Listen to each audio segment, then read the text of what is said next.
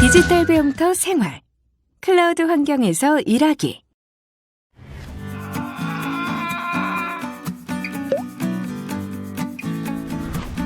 하루 종일 회의 시간 조정에 보고서 수정, 수정 내용 공유 등으로 눈코 뜰 새 없이 바빴다면요. 그런데 결정적으로 보고서가 담긴 USB가 안 보인다면 비명이 저절로 나올 겁니다. 온라인 협업 툴을 사용했으면 이런 일은 없었을 텐데요. 온라인 협업 툴로 정보를 공유하고 의견을 조율해 새로운 결론을 만들어낼 수 있다면 수십 통의 전화, 수정 보고서 확인, USB는 다 필요 없습니다. 온라인 협업 툴 사용법, 지금부터 알아볼까요? 오늘은 클라우드와 온라인 협업 툴에 대해 이해하고 온라인 협업 툴에서 팀원들과 소통하는 방법과 일정 문서 등을 관리하고 공유하는 방법, 그리고 팀원들과 협업하여 효과적으로 일하는 방법에 대해 알아보겠습니다. 온라인 협업 툴 시작하기. 안녕하세요, 이지훈입니다. 오늘은 저와 함께 클라우드를 기반으로 한 온라인 협업 툴의 다양한 기능을 이용하는 방법에 대해서 알아보도록 하겠습니다. 지금부터 온라인 협업 툴을 다뤄보도록 하겠습니다. 일단 웹 브라우저 안에서 네이버 웍스를 검색해 보도록 할게요. 웍스. 그리고 검색을 시작하겠습니다. 이후에 제일 처음에 나오는 네이버 웍스 홈페이지에 들어가 보도록 할게요. 접속을 하신 후에 오른쪽 상단에 있는 무료로 시작하기를 눌러보도록 하겠습니다. 아래쪽으로 내리셔서 프리 버전의 무료로 시작하기를 눌러보도록 할게요. 지금부터 회원 가입을 해볼 건데요. 회원 유형에서 개인이나 법인 사업자 또는 개인 사업자 중에 한 가지를 선택해 주시면 되겠습니다. 로그인 정보에 들어가셔서 여러분들께서 아이디로 활용하실 이메일 주소를 입력해 주도록 할게요. 그리고 이메일 인증을 눌러주도록 하겠습니다.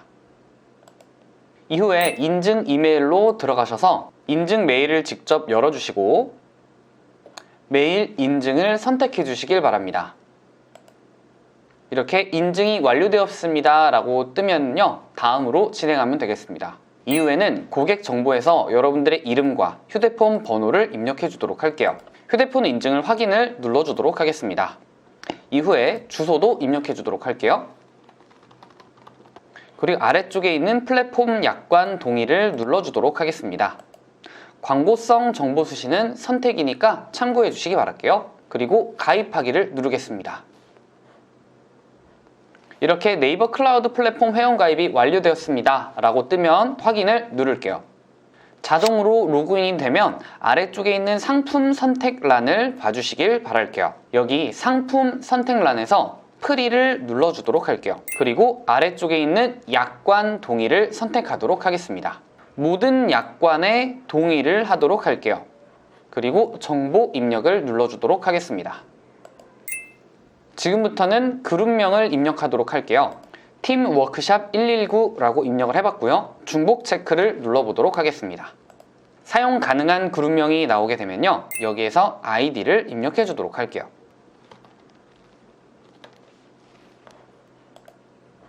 이런 방식으로 해서 아이디와 비밀번호를 입력하신 뒤에 신청 완료를 눌러주시면 되겠습니다.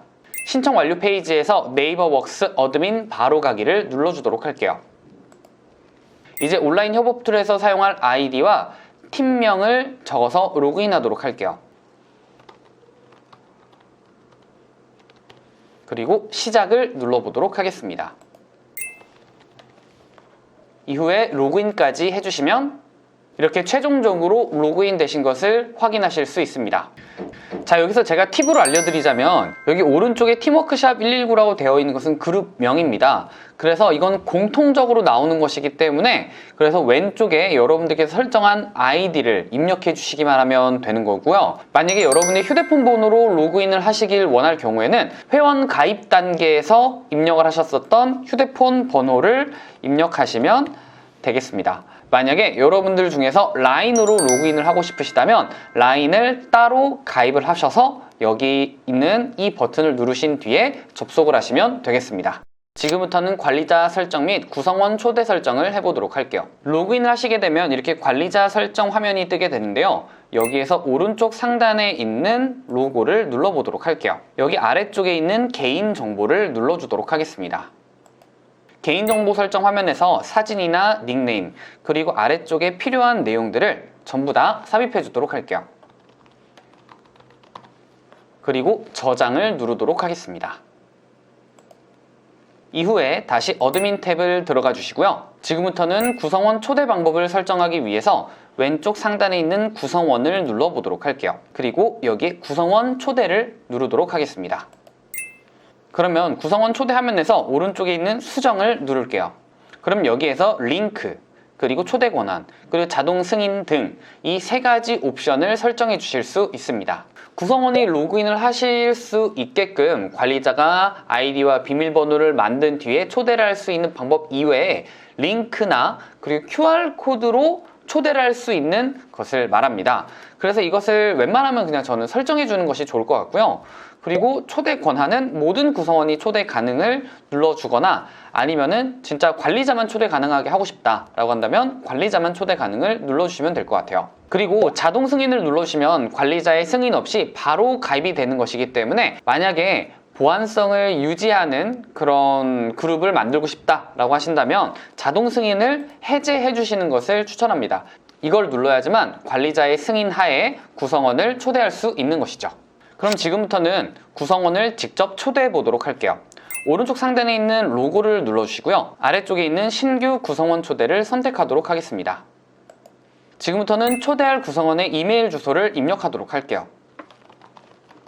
이메일 주소를 직접 입력하셔도 되지만 초대 메시지 복사하기를 누르셔서 카카오톡이나 메신저에 바로 보내실 수도 있습니다. 또는 여러분들께서 구성원 이메일을 직접 만들어 보실 수도 있는데요. 여기 아래쪽에 있는 구성원 계정 만들기를 통해서 팀원들의 계정을 직접 만들어 주실 수 있습니다. 만약에 직접 구성원을 추가하고 싶으시다면 오른쪽 상단에 있는 구성원 추가를 눌러주시고요.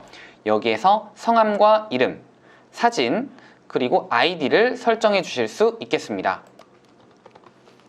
입력해 주시고 그리고 오른쪽 하단에 추가 눌러주도록 할게요. 만약에 비밀번호 같은 경우에는 자동으로 생성을 하실 수 있긴 한데요. 관리자가 직접 등록하거나 구성원이 등록하실 수 있습니다. 일단은 그냥 자동으로 생성을 눌러보도록 하겠습니다. 추가를 누를게요. 자, 이렇게 구성원 추가를 완료했고요. 이렇게 나와 있는 이 이메일 주소를 확인해 주시고 이 상태에서 이메일을 바로 팀원에게 보낼 수 있게 됩니다. 보내기를 누를게요. 그리고 닫기를 누를게요. 그러면은 이렇게 홍길동이라고 하는 이름으로 해서 직급은 아르바이트, 그리고 상태는 미접속이라고 나와 있는데 지금부터는 이메일로 초대장을 보냈기 때문에 이메일을 활용해서 초대에 응답해 보도록 할게요. 자, 여기 보이시는 것처럼 팀워크샵 119 구성원으로 추가되었습니다 라고 나오죠. 이 이메일을 선택해 보도록 할게요. 그러면 홍길동님의 아이디와 임시 비밀번호가 설정되었습니다 라고 나오게 되죠. 그럼 여기에서 서비스 로그인하기를 눌러보도록 하겠습니다. 이렇게 초대받아 로그인을 해주시고요. 새롭게 비밀번호를 입력해 주시면 됩니다.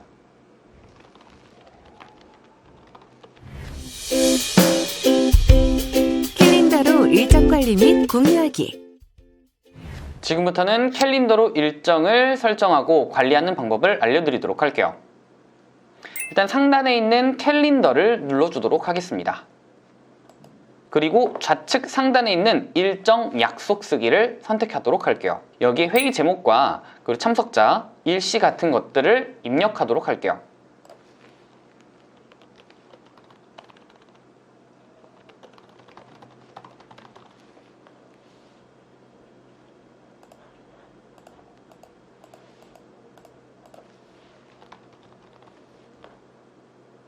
이렇게 홍길동도 참석자에 선택을 하도록 하겠습니다. 그리고 오른쪽에 있는 오후 시간대를요 3시부터 5시까지 하겠다라고 설정을 할 거고요. 아래쪽에 저장을 눌러주도록 하겠습니다. 그렇게 저장하시게 되면 왼쪽 상단에 있는 일정에 내 일정이 현재 뜨게 된 것을 확인하실 수 있습니다. 자, 여기에 있는 이 일정을 보시면 될 것 같아요.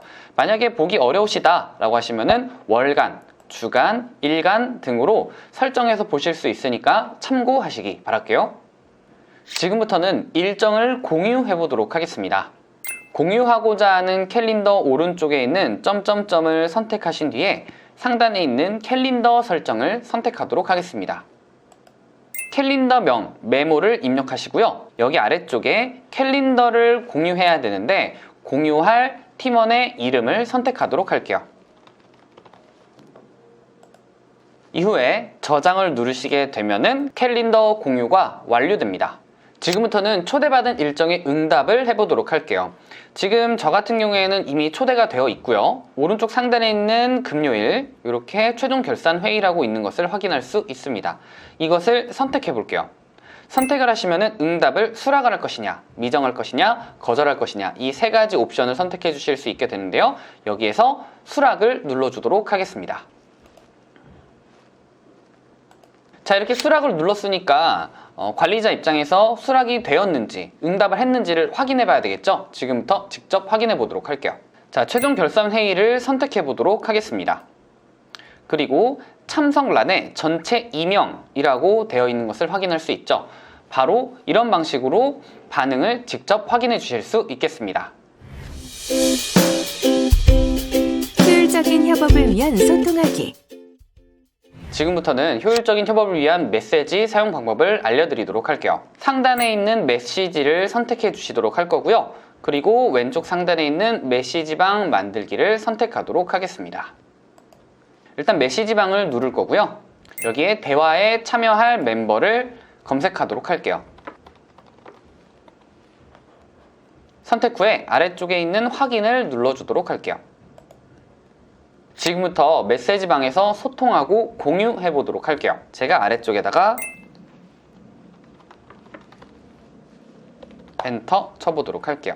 그러면은 메시지가 입력이 됐습니다. 그리고 좌측 하단에 있는 이 클립 아이콘을 선택해 주시면 내 PC와 폴더 안에 있는 이미지나 문서 파일 같은 것들을 공유해 주실 수 있습니다. 저는 내 PC에서 자료 하나를 선택해서 열기 눌러보도록 할게요. 그러면 땡땡땡 발주서 자료라고 하는 것이 전송된 것을 확인해 주실 수 있습니다. 그림 아이콘을 선택하시면 그림을 편집하실 수가 있게 되는데요. 예를 들어서 제가 여기에 그림을 삽입해 보도록 할게요. 여기 안에서 이미지의 회전, 그리고 텍스트 입력, 그리고 글꼴 크기도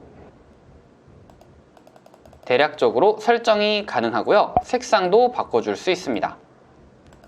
이미지의 크기를 대략적으로 잘라주실 수도 있는데요. 이렇게 이미지를 잘라주도록 하겠습니다. 자르기 선택. 그러면 이미지에서 내가 원하는 부분을 쉽게 잘라줄 수 있게 되고요. 이렇게 전부 다 편집을 하신 뒤에 오른쪽 하단에 있는 확인 버튼을 눌러주시기만 하면 됩니다. 지금도 메시지방에 있는 부가 기능을 확인해 보도록 할게요. 오른쪽 상단에 있는 아이콘을 눌러주시면 여기에 공유되고 있는 사진, 동영상 또는 파일, 링크 등을 한꺼번에 확인해 줄 수 있는 곳이 있습니다. 그리고 오른쪽 상단에 있는 점점점 더보기 버튼을 누르시게 되면 여기에서도 초대하기, 통역, 할 일 쓰기, 설문, 템플릿, 메일, 약속 초대 등 이렇게 다양한 기능을 수행해 주실 수가 있겠습니다.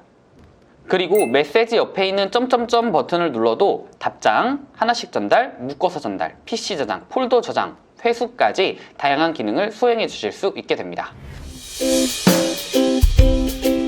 회의 링크 생성 및 공유하기. 지금부터 직접 회의 링크를 만들고 공유를 해보도록 하겠습니다. 상단에 있는 캘린더를 선택해 줄게요. 그리고 왼쪽 상단에 있는 일정 약속 쓰기를 선택하겠습니다. 이후에는 회의 제목을 입력할게요. 그리고 일정을 변경해 주시고 아래쪽에 있는 화상회의 추가를 선택하셔서 회의 링크 만들기를 선택하도록 하겠습니다. 이후에 회의 링크 추가를 선택하시고요. 회의 링크가 만들어진 것을 확인하신 뒤에 왼쪽 하단에 있는 저장 버튼을 선택하도록 하겠습니다. 이후에 그룹 캘린더에서 일정을 선택해 주신 뒤에 화상회의 링크가 제대로 설정되어 있는지를 확인해 주시면 완료입니다. 메시지방에서 할 일 작성 및 공유하기. 지금부터는 메시지방에서 할 일을 작성하고 공유해 보도록 할게요. 상단에 있는 메시지방으로 이동을 해주시고요. 메시지를 나누고 있는 그 메시지방 안에서 진행해 보도록 할게요. 오른쪽 상단에 있는 점점점 더보기 버튼을 선택해 주시고요. 여기에서 할 일 쓰기를 선택하도록 하겠습니다. 여기에서 내용과 기한을 입력해 주도록 할게요. 그리고 기한은 오늘까지 해서 저장을 누르겠습니다. 그럼 오른쪽 상단에 할 일이 생성되었습니다 라고 하는 이런 부분이 나오게 되고요. 할 일이 생성이 되었는지를 확인해 주시면 완료입니다. 온라인 협업 툴에서 문서 저장 및 공유하기. 지금부터는 온라인 협업 툴에서 문서를 공유해보는 시간을 가져보도록 할게요. 일단은 구글에 접속을 하시고요. 오른쪽 상단에 있는 앱 버튼을 눌러주시고 드라이브를 선택하도록 하겠습니다. 이후에는 왼쪽 상단에 있는 새로 만들기를 누르셔서 파일 업로드를 하도록 하겠습니다. 그리고 업로드하고 싶은 문서를 선택해서 열기 눌러보도록 할게요. 그리고 왼쪽 상단에 있는 새로 만들기 그리고 폴더를 선택해 보도록 할게요. 그리고 공유 폴더라고 하는 이름으로 이름을 바꿔주신 뒤에 만들기를 누르도록 하겠습니다. 공유 폴더라고 하는 이름의 폴더를 만들었고요. 방금 전에 업로드를 한 파일을 공유 폴더에 이동시켜 보도록 할게요. 마우스 오른쪽 누르시고요. 여기에서 이동을 누른 뒤에 공유 폴더를 선택해서 이동을 눌러주도록 하겠습니다. 지금부터는 공유 폴더 자체를 공유해 보려고 하는데요. 공유 폴더를 선택해 주시고 마우스 오른쪽 그리고 상단에 있는 공유를 눌러주도록 할게요. 그리고 공유 링크를 받을 사람의 이메일 주소를 입력해 주도록 하겠습니다. 그리고 편집자 권한을 주고요. 보내기를 누르도록 할게요. 자, 이렇게 폴더를 공유를 했는데요. 이렇게 폴더를 공유하시면 받는 사람의 구글 드라이브 왼쪽에 공유 문서함에서 확인을 해주실 수가 있게 됩니다. 자, 이렇게 방금 이지쌤님이 공유한 PPT 샘플이라고 하는 이 자료가 공유된 것을 확인해 주실 수 있겠네요. 네, 그러면 한번 정리를 해볼까요? 협업 툴, 온라인상에서 구성원들 간의 파일을 주고 받고 일정을 조율하고 소통할 수 있는 도구들을 모아놓은 것이죠. 이 협업 툴을 잘 살펴보시고요. 작업 특성이나 구성원들 취향 등에 적합한 툴을 선택하셔서 훨씬 편리하고 효율적으로 작업해 보시길 바라겠습니다.